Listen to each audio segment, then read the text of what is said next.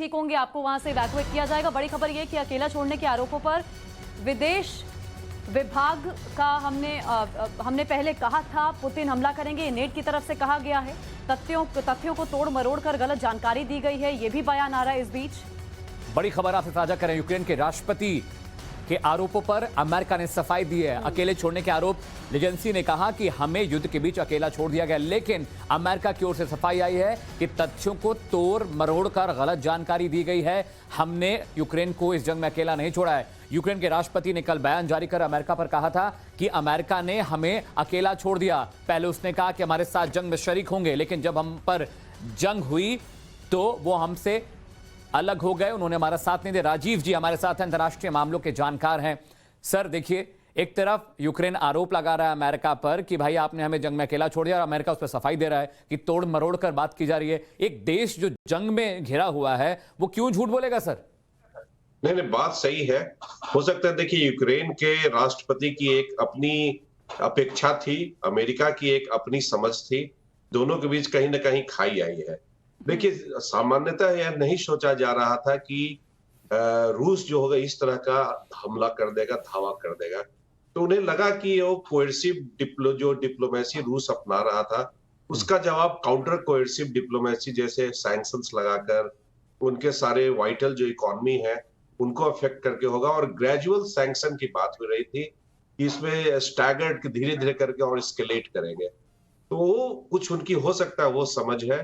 जहां तक जंग की बात है, हमें लगता है कि अगर बहुत लंबा चलेगा तो रूस के लिए भी एक थोड़ा कॉस्टली होगा। अमेरिका अगर छोड़कर भाग जाता है तो यह उसकी साख और उसकी एक क्रेडिबिलिटी पर बहुत बड़ा प्रश्न होगा। ऑलरेडी अफगानिस्तान में सारे लोग नाराज हैं कि जिस तरह से उसने छोड़ा है।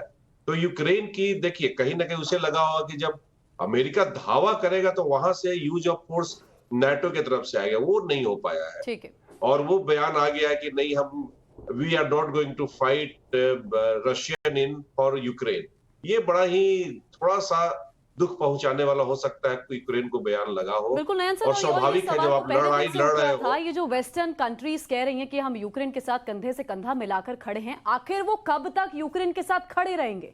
और अब तो तस्वीर भी थोड़ी बहुत साफ हो रही है, हालांकि सफाई अमेरिका ने दे दी है। और दूसरा सवाल मेरा ये सर, जो इंडिया अप्रोच इस समय रख रहा है, is this the right approach? आप हमसे सवाल पूछ रहे हैं या और कुछ भी जरूरी है?